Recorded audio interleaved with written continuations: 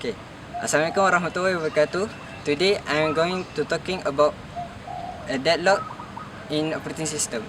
A deadlock is a situation in which two computer programs sharing the same resource are effectively preventing each other from accessing the resource, resulting in both programs ceasing to function.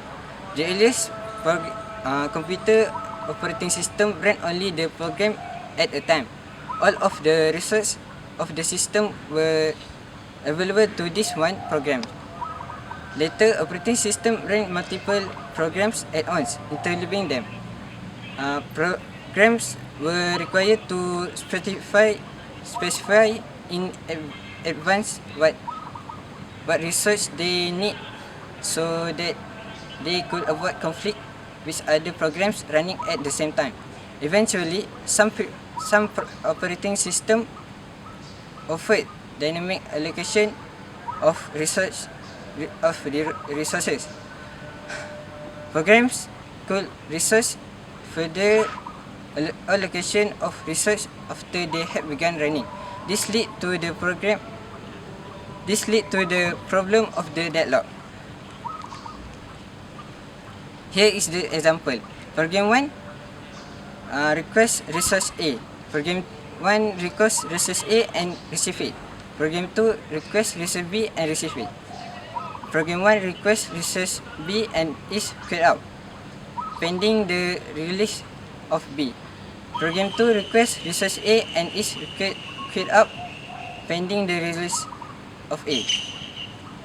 Now, neither program can process until the other program release a resource. The operating system cannot know what action to take.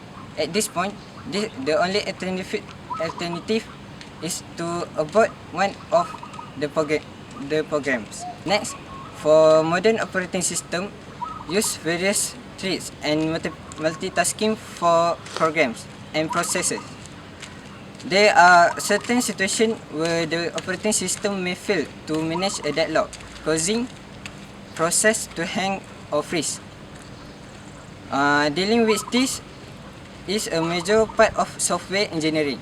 For example, there can be a situation where two threads start and request research from each other, and neither can go forward. This will require a significant observation of process and change that will work around these hang-ups.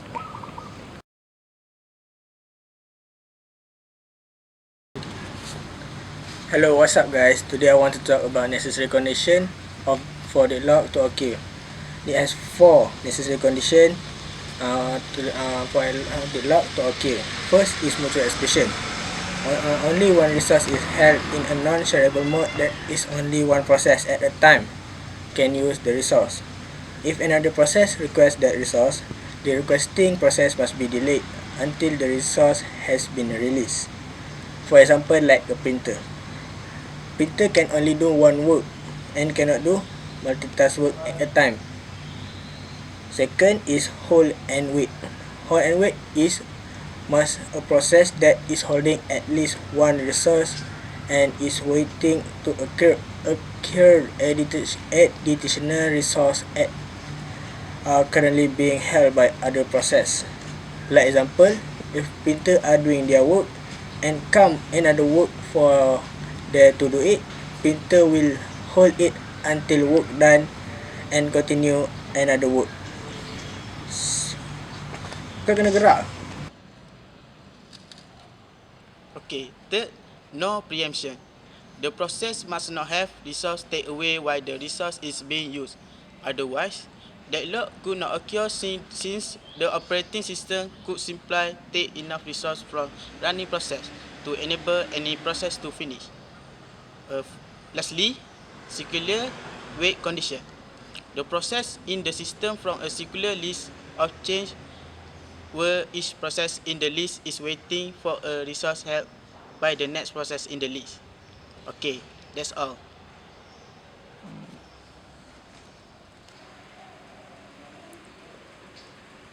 Hi guys, okay, today I want to explain about deadlock handling. Deadlock prevention and deadlock avoidance are the main methods for handling deadlocks. Firstly, deadlock prevention. It is important to prevent a deadlock before it can occur. So, the system checks each transaction before it is executed to make sure it does not lead to deadlock. If there is even a slightly possibility that an transaction may lead to deadlock, it is never allowed to execute. Secondly, deadlock avoidance. Deadlock avoidance is better to avoid a deadlock rather than take measures after the deadlock has occurred. The weights for graph can use for deadlock avoidance. This is, however, only useful for smaller database as it can get quite complex in larger database. Next, about deadlock detection. Under the deadlock detection, deadlocks are allowed to occur. Then, the state of the system is examined to detect that the deadlock has occurred and subsequently, it is correct. An algorithm is employed that tracks resource allocation and process states. It rolls back and restarts one or more of the process in order to remove the detect deadlock. Okay, in this method, it is assumed that deadlock will never occur. There is a good chance that deadlock may not occur in a computer system for a long period of time. As a result, the ignore deadlock method can be useful in many cases, but still it is not a perfect solution to remove deadlock in the operating system. In conclusion, detecting deadlock at early time of design saves both in time and money. In this project, I have studied the deadlock and other constraints in system level design in System C. Implement a prototype of deadlock and verify the modified algorithms. Okay, that's all.